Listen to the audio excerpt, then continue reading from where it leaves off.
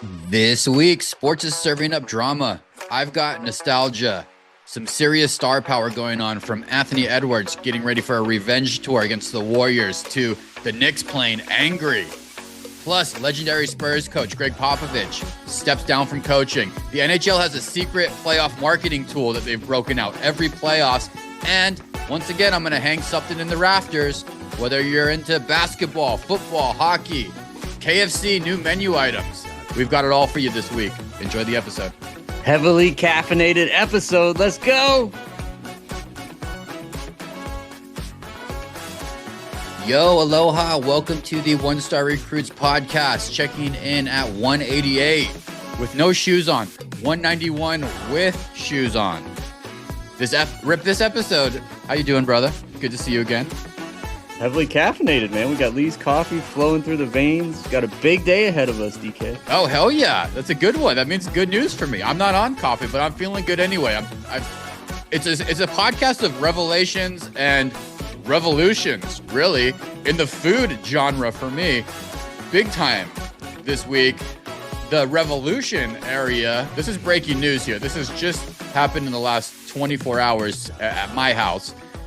My two dogs, ages 13 years old, 13 and 14 respectively, have staged a reverse eating coup on me.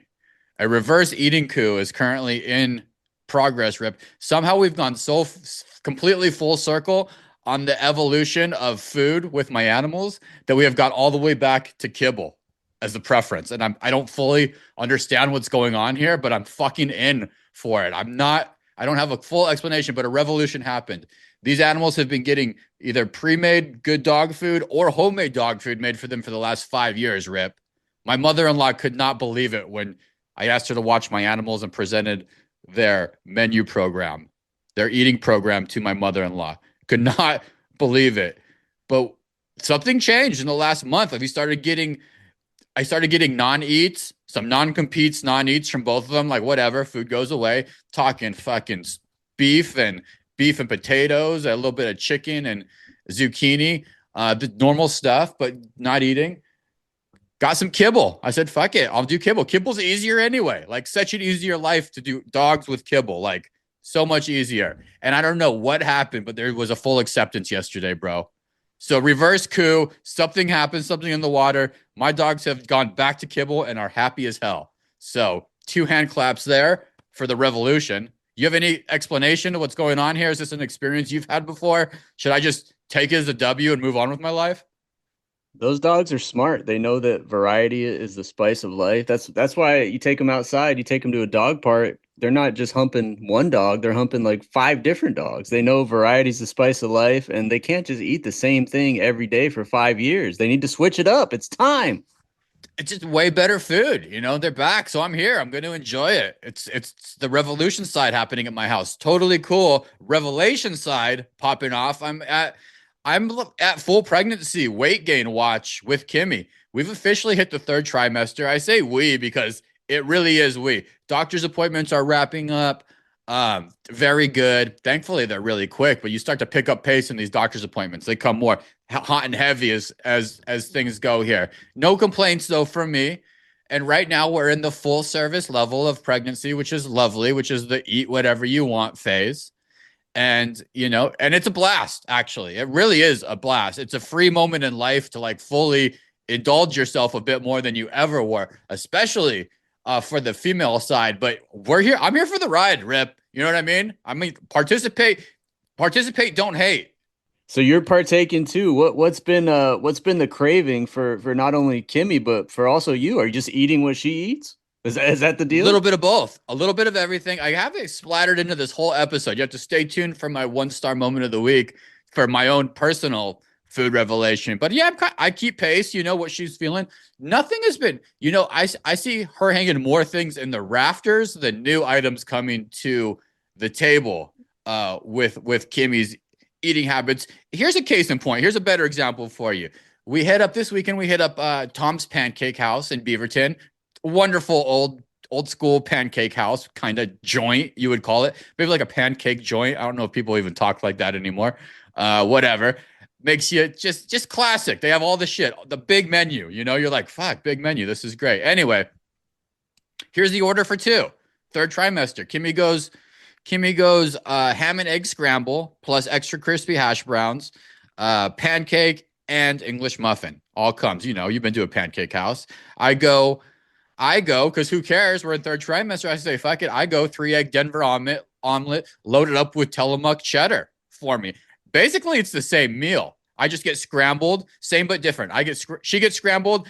I do the omelet. Who cares? In normal life, this is pregnancy life. In normal life, that would be a conversation.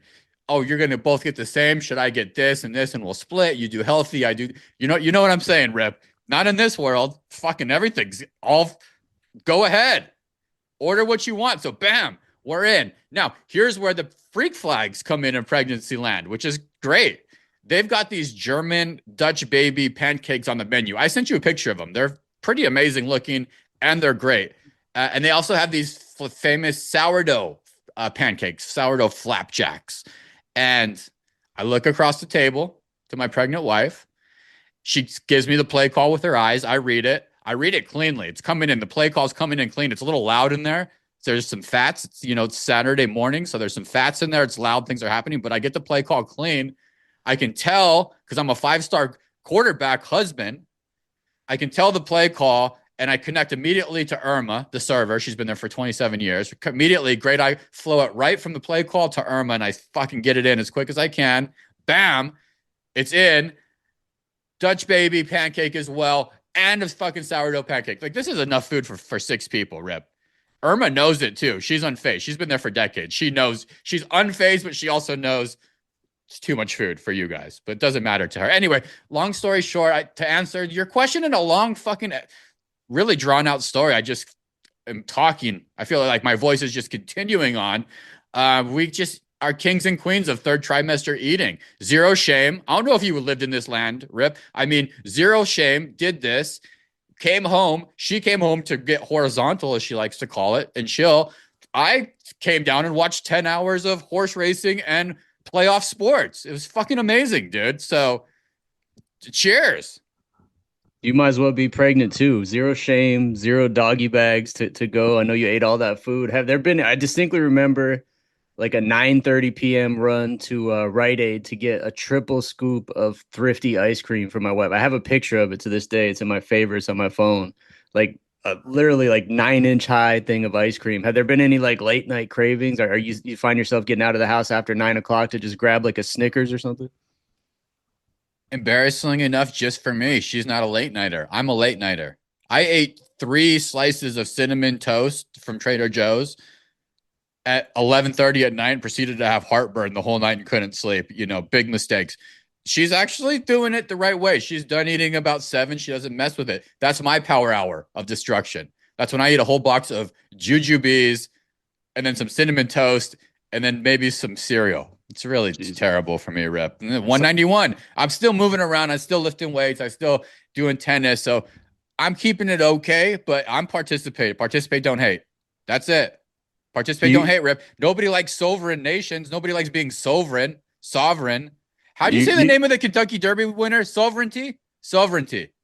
Yeah, sovereignty, you're sovereign. You gain like 2 pounds every week if you rattle off. We need to put a clip of your weights the last 8 weeks. You gain 2 pounds every week. Someone check this guy's estrogen levels for Christ's sake. Dude, it is. It's up and down. It's a wild ride. To Kentucky Derby. It was a muddy Kentucky Derby. I don't care ever. It's kind of a year marking for me of the time of year and space. I have memories of this, watching this on TV. I don't have any interest in wanting to go to the Kentucky Derby. I don't ever want to dress up, really. It's not for me. Even the race itself, I feel kind of bad for the horses. Call me a puss. I don't care. Did you watch, Rip? What did you think of the performance? I saw a 5-second clip of the end and the mud and the rain. I did not watch. I haven't watched since we stopped getting invited to the Hetrix annual Kentucky Derby party. Shout out to the Hetrix in Tarzana, California. We fell off the invite list several years ago, and I have not watched since. It's not been the same, but glad to hear that white-haired Bob Baffert is back in the mix. You see that guy? He's always around. Gives me creep vibes, but he's always suspended. around. He was suspended for 3 years. Get him on the podcast. Won't come on after these comments, probably. But Bob Baffert always around. Or suspended. That's how much I know. Who cares? A lot of people say the most exciting 2 minutes in all of sports. Just not for me. The 100. I know, Rip, you love the 100 meters or the 50-meter track and field racing. That alone, or even the swimming in the Olympics, more exciting than this. But people love it. It's a very expensive sport. I think it's levels to the wealth game of people who like horse racing. It's like our country. It's either very rich or very poor. Those are the two people who like the sports. Tell me I'm wrong. You're not wrong. I see some ex MLB players are in the horse ownership game, and yeah, it's really just that rich crowd that gets down there to what is it, Lexington, Churchill Downs, whatever it is, and you see them in their fancy suits. So for us, the rest of us, we can just watch on TV or watch from a sports book. Not for me. Count me in for game sevens, though. They've been good. The NHL and the NBA playoffs have both been good. I know people talk shit. I have NHL friends in group chats. I have NBA friends. Sometimes they cross contaminate each other. And you could be in for both. And we fucking want to move towards game sevens if possible. They are just the best. The Warriors survived a game seven last week. It was wonderful basketball. So proud of Amen Thompson, 1-star recruit legend. Rip. I can't say enough about him. I'm so excited to not only continue getting guests on this podcast like Amen and Asur when they're young before their big break happens, but I feel so much more connected. However, this is the year of the Warriors. I mean, I am so impressed with the moves that Dunleavy Jr. made with bringing in Jimmy Butler and the cohesiveness of this squad to understand the rosters, move around egos, place things in kind of areas to be the best suited. So Steph and Draymond can have one more go at this thing. And it's great. And in a game seven, you got Curry. Curry was struggling early, but ends up leading the Warriors. The story is told as it should be told with just great shots, strong defense. Rip, can the Warriors make another deep playoff run? They got the T-Wolves coming up. I think the wave is here. I'm feeling a little bit of Baltimore Ravens, Ray Lewis stuff going on, just a little bit. Man, I can see where those feelings are coming from, but I just don't see it happening. The Wolves feel like that team that's on the upswing. They went all the way to the Western Finals last year, kind of shocked some people by really handling the Lakers in the first round. They got a lot of history with the Warriors. I remember that image of the of Draymond with Rudy Gobert in a chokehold. I think Anthony Davis and really McDaniels is the key to this series, but Anthony Davis is too good. I think he's too young and too good for the Warriors to get by him. But it's going to be a good series, but I see Wolves in six. Wolves in six. They've never really been there before, Rip, versus a team who's been there, similar to the Denver situation in OKC. We'll talk about that in a sec. Another really good game. X Factor in this series, he was an X Factor in game seven, but he healed. This is the guy Joe Lacob thought would replace Klay Thompson, a lot of Warriors fans, and he came out hot, but then fizzled quickly. If he comes back like this, he could be the X Factor. Your job's to make open threes, bud. You know, you're going to be wide open. Just make the open threes, play a little bit of defense, listen to Jimmy Butler. So keep an eye for the X factor. That is, the thing is, you just can't trust that guy, Rip, one iota. You cannot trust Buddy Hield one iota, and you're going to have to lean on Steph. So stay tuned. Draymond too. Is he the best trash talker? Dylan Brooks got kind of punked. Draymond seems to really, even though people are over it, it works more than Dennis Rodman's the next guy in my memory that it falls into his shit working than Draymond. Other guys are fake. They're fakers. Dylan Brooks is a fake. Rip. Is this guy the best trash talker in the NBA? It's not Kevin Garnett trash talk. It's kind of more of a physical trash talk mixed in with some talking. But who's better than him? I mean, I can't think of anyone off the top of my head. I know there's a couple guys that are kind of down low trash talkers, like probably Gary Payton Jr. or like Mikal Bridges on the Knicks. Like those guys talk, but I think it's not as out there as much. But I mean, Draymond clearly, like all the cameras on him, all the crazy incidents, like the Gobert chokehold and punching people in the nuts. And if he gets through this series without being ejected, it'll be a miracle. And maybe that's how the Warriors win, is him just keeping his composure at this point. Another X factor. Tied it right together, Rip. Well done. It should be interesting. Rockets this blessing and a curse to be beat by this Warriors team who's great. You're going to always put Steph Curry next to this beating, but they also played fairly well. Offense was a concern about this team, and it showed up. It showed up in a 7-game series. So now there's 2 names out there. There's really 2 names. I think one of them is going to end up in Houston. Kevin Durant, Rip, or Giannis. Okay? Which one are you taking? Who should the Rockets go all in for? Kevin Durant or Giannis? I mean, obviously Giannis, he's several years younger. He's way more dominant inside at this point and on defense. And yeah, KD just hasn't really won lately. I mean, he hasn't really won since he's been with the Warriors. He has never won since he's been with the Warriors. And Giannis carried a team to a title just 3 years ago. So I think Giannis still has it. I think the Bucks should do anything they can to keep that guy. With being younger, Rip is just going to have a bigger package to get Giannis. Durant, you might be able to get for something a little bit less, but who knows? Because the Suns are fucked anyway. They're looking for draft picks. They're looking for young players. They're looking for young, good contracts. Stay tuned. I'm going Giannis too. Kevin Durant, depending on that package with Amen Thompson, you could have, who knows? As I say it out loud, Rip, get Kevin Durant out of here. Team Giannis all the way. I don't want, Kevin Durant's going to have to find his place as maybe a 6-man on a great team. That might be the Lakers. Stay tuned. We'll see what happens with him.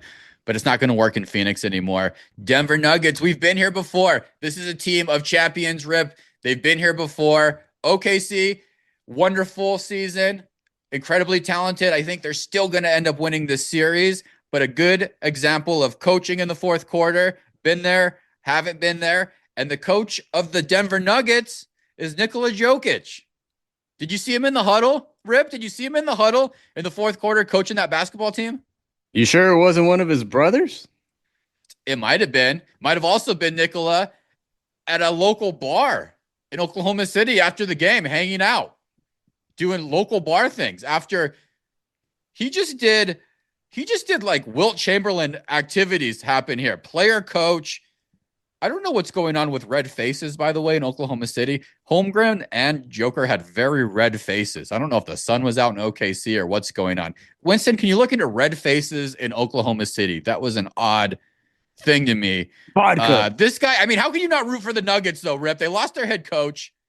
This guy's carrying all the weight of a team that desperately needs him. Every time he's out of the game, it's just like, holy shit, can we buy 30 more seconds to keep him out of the game? He's the most relatable NBA superstar. He's the most competitive NBA superstar.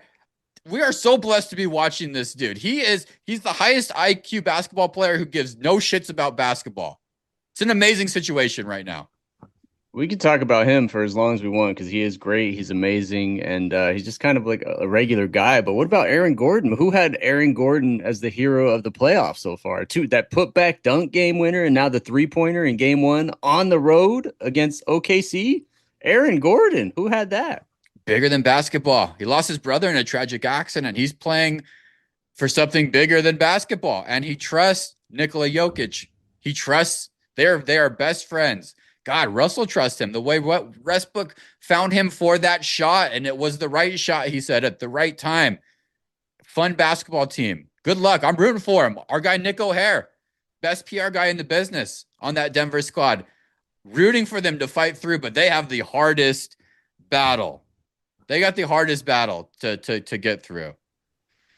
Anthony Edwards, I'm thinking about, that Minnesota team. This OKC team is just too loaded. They'll get it together. Did you see Anthony Edwards taking the victory lap after the Lakers win down there around Staples, Rip? Is that worth bringing your kids out to maybe catch Anthony Edwards next year walking around after a win? What a guy. He went outside the arena? He went outside of the arena and took a victory lap, a literal victory lap with his bodyguards, talking shit. Wow, that's a 5-star. I mean, maybe he's the best trash talker in the NBA. Could be the most entertaining player to watch right now, on and off the court. He always has something good, and then he does this, which is swag out level 10. I appreciate it. You walking by the Kobe statue down there after beating your squad. It's pretty amazing. All right, that's enough NBA. Unless you want to address the Halliburton's dad on the court situation, Johnny Halliburton. He announces that he'll no longer attend Pacers games after that. And he raises kind of the question that I want to talk about and ask you, Rip. This could be a Rips Reacts. We'll go early on a Rips Reacts. But you got John Morant's dad, Carl Anthony Towns' dad. Uh, Brunson's dad's different. He's actually on the bench. Johnny Halliburton here.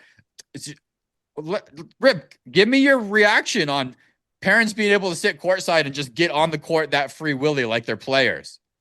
I mean, it's the same shit that happens in all the way down the little league. It's really no different, just a bigger stage, and there's always a couple bad apples that ruin it for everybody else. So stay out of the game. Let put the spotlight should be on their kid, not them. Stay off the court. Halliburton, Johnny Halliburton. That's a ridiculous name, by the way. It is so obnoxious to me. This and it has to be addressed. Good job, Halliburton Jr. on saying no more.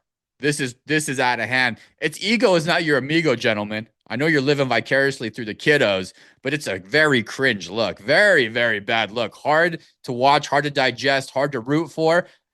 With this, though, I'm rooting for the Pacers. I'm all in on the Pacers on the East. I think they're so fun to watch, so stay tuned.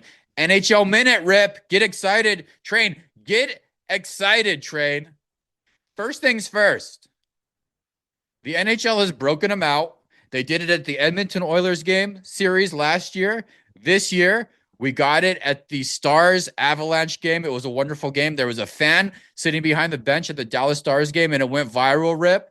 Social media could not stop talking about it. The same thing happened in Edmonton last year, Rip. Go ahead, man. Tell me what happened, and is the NHL doing this on purpose by breaking out the Titas during the hockey games? Is it the same woman as last year? I didn't see it. Different woman. We have a blonde woman in Dallas this year. Winston, pull that up for Rip. We have a blonde woman this year strategically placed right behind the coach. She was seen multiple times, got a lot of credit for staging a comeback for the Stars. I'm Googling Dallas Stars tits right now as we speak. Is he going to pull right up? Rip, do you love it or hate it when fans become part of the broadcast? I see her. It looks like a young 1990s Pamela Anderson here.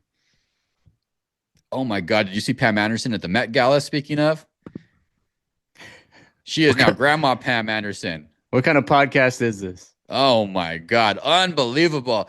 Gary Bettman knows what he's doing. He knows. It's becoming my favorite viral fan moments to look forward to. NHL and Titas together. It's a match made in heaven that I never thought about until Gary Bettman had to put this together for me. So I want to encourage, for the sake of hockey in the NHL, this is a big why not.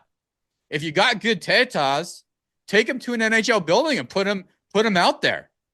Everybody's going to win in this situation. If maybe the NHL can become the place for wonderful Titas.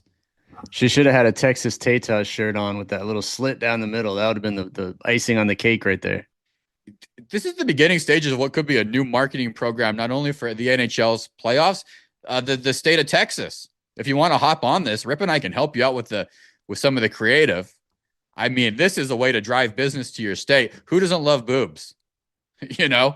From babies to olds, everybody loves them. So it's a killer combo.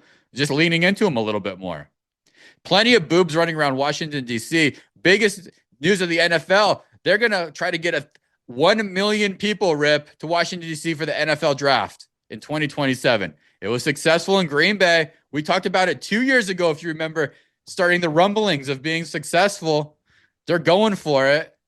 Can I get a commitment, Rip, for you to get to an NFL draft? Because I will never attend. Is DC a good fit for the draft? Do you want to attend this one?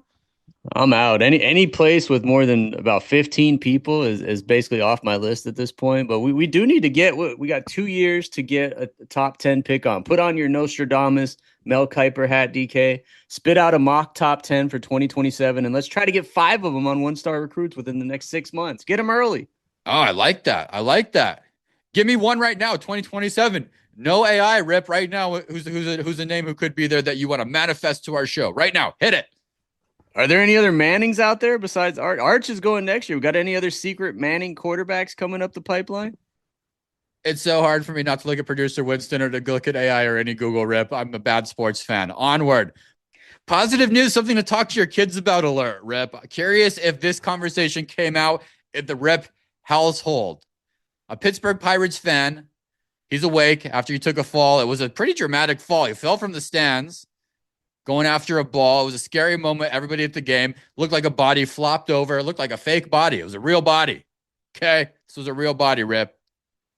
Have you ever witnessed a scary moment like that at a sporting event where whether somebody takes a ball to the head or a body flops over the bleachers? Nothing other than just fist fights. Those have been the scariest. But yeah, I'm still trying to figure out. I watched that clip like 5 times. Did he jump? Was he celebrating and it got out of hand? Hard to understand the Was he physics. Me pushed? too. Me too. Was it purpose? Was it an accident? Was it a combo? I hear he's awake and alert. He's, I think, a former Division III football player somewhere in Pennsylvania, but awake and alert. So maybe we'll get his side of the story at some point here. You show your kids that video and talk to them about going for foul balls? Hell Gotta be no, it's careful. too. The kids are 6 and 8, man. They don't need to see that stuff. I was watching Faces of Death when I was 8 on VHS. Rip, watching the guy sit on his balls like it was a damn pillow bag. They still have Faces of Death? 2025 edition? Can't imagine what's on that. Yeah, 1995 edition. This was when I was 8 years old. Get your kids on this. They can see this. They played this on ESPN top 10. There's no way they play that. Oh, Rip. Speaking of kids, dude, did you see the Lego sized? Does anybody care about F1 racing? Like, it's so hard for me to give a shit unless I'm somehow sucked to like Milan for the weekend, which never happens.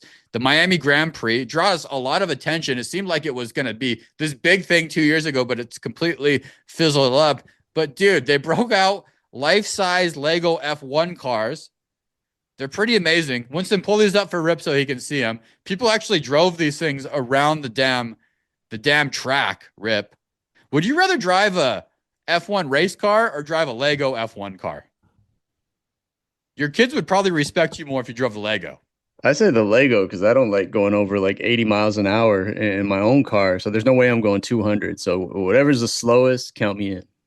Is F1 doing enough for us? We're fair weather fans here out on the cusp. Are they doing enough to get us in, or are we still just not buying into what everybody else knows is a great fun sport? Are they ever going to get us, Rip? The 1-stars? Never, because I'm actually going to edit this part out of the episode. There's no way. There's zero chance. One of these days, we'll see. Dude, so 2 things about the Baltimore Ravens kicking department. Number 1, Justin Tucker loved massages and loved sexually abusing women or men and or thems at these massages. Wild phenomenon to me, but something that athletes fucking love. He's done. He's out of here. Don't go to massages and be rude to people is the name of the game kickers. They got this kid, Tyler Lupin, who had a 75-yard bomb. So they're trying to do the media story, Rip. Out with the old, in with the new. One's a creep, love to get gooned out. This other one loves to just launch 75-yard fucking bombs. Rip, does a 75-yard practice kick even matter? Or is that just hype? I mean, none of this matters unless you have 400-pound fucking behemoths running at you who are 6'7". Well, and the other big obstacle is the pressure of a game-winning kick with the game on the line, 0 time left on the clock. So, yeah, I mean, the 75 yards is nice, but can you do it under pressure? Can you kick a 42-yarder in Lambeau Field in December with fucking Kenny Atkinson or with Kenny Atkinson running at Kenny you Clark trying running to at you. with his finger wagging, trying to challenge a call. Kenny Okay, Atkinson. I'm going to move to 1-star moments of the week, but I have 3 quick peeves for me. First, now that I said that, challenge calls in the NBA, the whole challenge system, everything about it, we got to take a hard, deep dive look into this in the offseason. This is nuts. The reason it works for me right now, Rip, is because I know I can dedicate about 6 to 8 minutes for every challenge with the finger wag to flip over to the NHL games and watch those for about 12 to 15 minutes before going back to the NBA game where I wouldn't miss a damn thing. So peeve that says pissing me off. 2 other players pissing me off in the NBA. I got to highlight them, and I encourage all listeners to do this. Watch Karl Anthony Towns play basketball. Do not watch any other players on the court. Focus on Karl Anthony Towns like it's a magic eye and watch him run around the court. Tell me he's not a WNBA 4. He is as good as a WNBA 4. And he is as feminine as any player I've ever seen. And I don't say it into a negative way, but you will not see that man box out. You will not see him aggressively go to the basket for anything that involves any contact. and you will see him run around with his little baby kind of arms, just creating space that doesn't matter. He plays fucking scared. He's going to lose the Knicks series for them if they had any chance. Brunson's not going to be able to carry it for him, and he pisses me off more than any other player. The other player, he's close to the Rips household, but I don't care. Jaylen Brown, I cannot watch you do the same thing. Isolate him. Watch him without watching any other of the basketball players on the floor, just for a couple plays. Please participate, dude. Too cool for school. You are too cool for school. You are not as good as you think. Please, God, try harder. Try your hardest. Okay? That's my take on those two gentlemen right there, if we want to see success from them. Rant, rave, I had to get it off my chest. I don't care, Rip. 1-star moments of the week. Start us off. Shots fired at the reigning NBA Finals MVP right there. All right, 1-star moment of the week. Just really, again, like these are all going to be excuses. I've been a lot busier, not making a priority. They're all going to be excuses, but just a really poor effort by me over the past few weeks to get guests on the show. But I'm getting sick of just us two. I think I don't know how many. I don't even want to count how many weeks in a row it's been. Getting the complaints from listeners are off the charts. We're finally getting some requests flowing in to get guests back on. So I'm here to say it. I'm starting outreach again today. I've sent 6 emails already this morning. So making a renewed commitment in the middle of 2025 here to get some guests back on 1-star recruit. So 1-star moment of the week is just not making that a priority, DK. I apologize, and I apologize again. A lot of listeners do not like your takes, and most of this without guests is unfortunately your shit takes, Rip. You got beat up for not respecting the WWE and the ECW. I'll tell you that much. It's true. A very legitimate sport with very harsh consequences for its participants. Don't call back on your takes, Rip. Have a backbone. Although you do sacrifice your mind, body, and soul to be a wrestler, and that's the damn truth. 1-star moment of the week for me. Okay, fuck it. I've got a new member of the Put It in the Rafters Club. This was easy. This was a mistake from the very beginning. This was a series of bad decisions that led to the easiest decision. But for my 1-star moments, this one's is pure childhood nostalgia. I've said that word a couple times this episode. I'm going to stick with it. So flashback. I'm at my buddy Matt Mathias's house. It's 1997, where the forbidden fruit was not fruits at all. It was EL fudge cookies. Have you had those, Rip? Yeah, I remember like it was yesterday. You were raised poor, big poor person household item. Fucking wonderful, wonderful. Anyway, strictly banned at my house growing up. But at Matt Mathias's, open season. Fast forward to last week, 27 years later. I'm at the cookie aisle at Fred Meyer, fighting the good fight. We all have been there, listeners. Rip, I know you've been there, telling myself you're an adult. You could bake better cookies at home. There's tons of cookie stores now and bakeries that make way better cookies for the same price. And then, boom, there they are. The EL Fudge Choco Vanilla cookies, chocolate on the outside, vanilla on the inside, on sale with my Safeway, with my Fred Meyer. Sorry, Safeway. I'm a Fred Meyer guy now with my Fred Meyer rewards. And I do it. Next thing you know, they're in my cart. Hey, remember 1997, DK? And they're in my fucking cart. So I do it. So that night, I head upstairs. Remember, I like to eat at night. It's my Achilles. My Achilles. Okay. Sounds like I said that word wrong. I don't care. I head upstairs to get some cookies and a glass of milk because I'm ready to take it back to 97. So cut to me about 15 minutes later, 12 cookies deep, living my best life, really. I'm reliving 1997, the death of Princess Diana. Feel like I'm getting ready to go see Titanic with my babysitter, Celeste, just feeling like all this stuff, it's real stuff. I then climb up the stairs to just get a couple more to tie the night off. And reality hits, bro.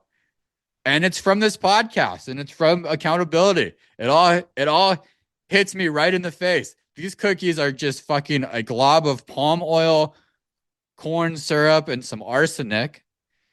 And in a moment of strength, it was like when you throw cocaine in the toilet when you just don't want it anymore. In this moment of strength, I thanked Mr. Fudge for contributing to my life. You know, it's like an animal you kill, you thank them. Thank you for this contribution. And I put them in the fucking trash and I covered them with coffee grounds. I still just disposed of the coffee grounds in that morning's coffee. And just to make sure I didn't go back, because I might fight through some coffee grounds, Rip, for real, I put some tomato sauce left over from that dinner that night. So there you go. So tomato sauce over it. EO Fudge Choco Vanilla Cookies. You are officially hung in the rafters. Thanks for the memories. Thanks, Matt Mathias. In the rafters. EL Fudge, otherwise known as the poor man's Oreo. 1997. I mean, you should have put that in the rafters a long time ago. The company that makes them should have put them in the rafters. It's been too long. Those things are disgusting. It is a complete nostalgia buy. What gets you in the cookie aisle, Rip, if you got pulled into a direction that you didn't want to? It's just the universe pulling you from your life. I mean, it's always the double stuffed Oreos for me. And not only that, but if you go to Target right now and look at the Oreo section, it's like half of an aisle. They have so many goddamn flavors, toffee, fucking Dude, birthday cake. They got everything. it's part of my shopping experience. I plan on spending, I don't buy because I don't buy, but I will spend 3 to 4 minutes looking at those flavors. I think about the short stuff lemon ones every time, but I never pull the trigger. I can't believe you're a double stuffing. So you're a double stuff guy. You take them out and eat the double stuff and leave the cookies. How do you eat it? I just eat it like a giant sandwich. That cream is the best part. So the more cream you can get, the better. That's what she said. 1-star Rex of the week. Non-food rec for me. I didn't expect this to be as a impactful podcast, but when I first put it on, it suddenly pretty quickly became a very kind of impactful podcast. If you're not familiar with the story of Jeremy Renner, he was on the Avengers. He's been in some of the Bourne movies. He's an action movie star. He was almost killed in Lake Tahoe when a snowplow almost killed him and his nephew, but actually dragged his body underneath the snowplow. He was on a podcast called Modern Wisdom this last week with Chris Williamson. It's a terrific podcast, nevertheless. But this story and this human, Jeremy Renner, who he was before and who he is after, is an amazing way to look at life, of what is important and what isn't important. And that's every different strokes for different folks when we're talking about what isn't important, what isn't important.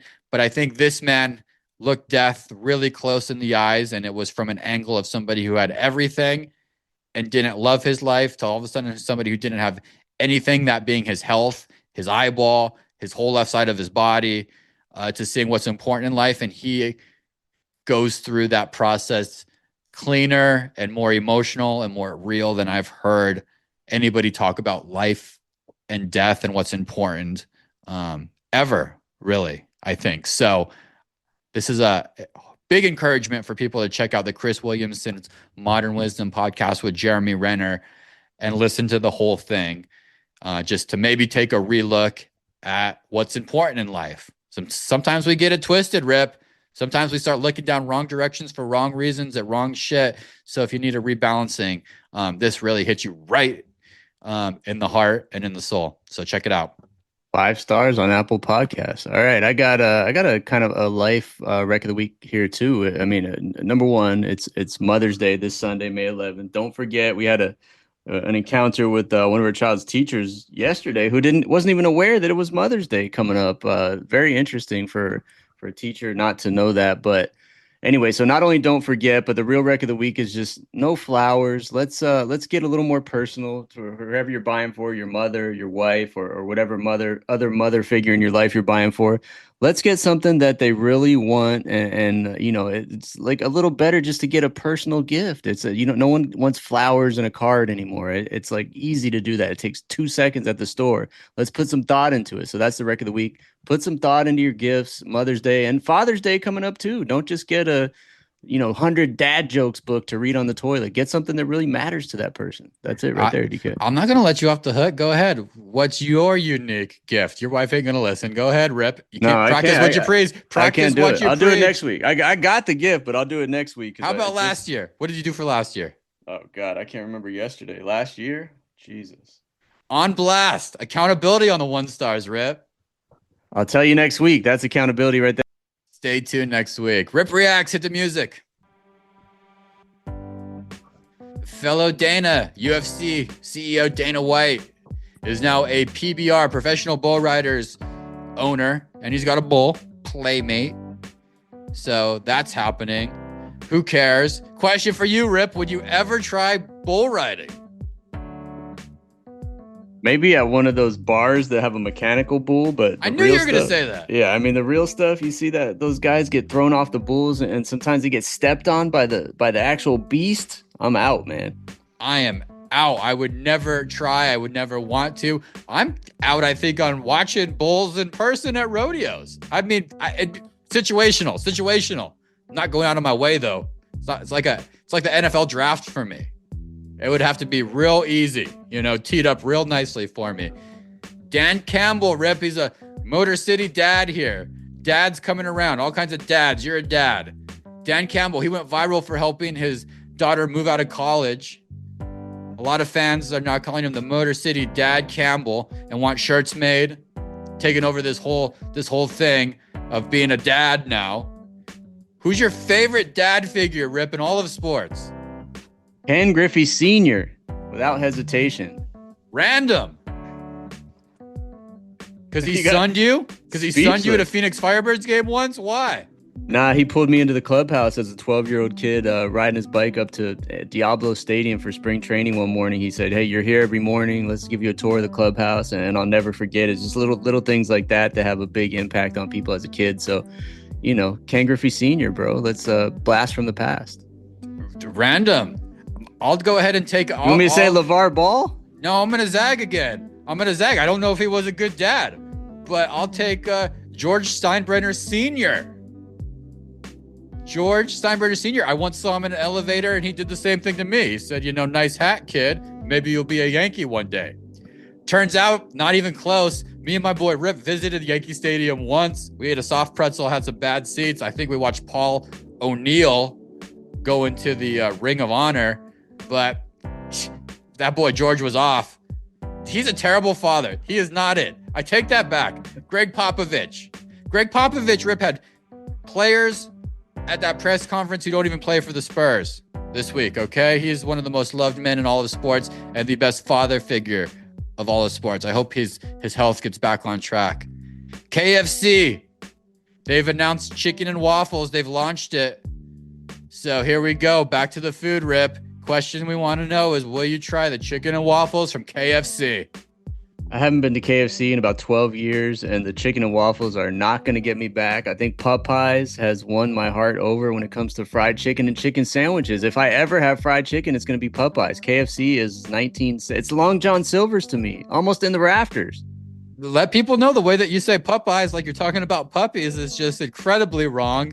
And I hope you get some text messages about that. I'm almost ready to put KFC in the rafters. We had a third trimester pregnancy KFC A&W root beer drive-through run recently here, Rib, where the mashed potatoes and mac and cheese were reintroduced to my life.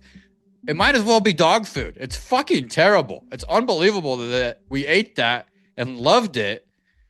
And what can you do? Dutch babies, 5 stars. We'll be back next week with or without a guest. We're gonna fucking be here. 1-star recruits. We'll see you later. See you next week.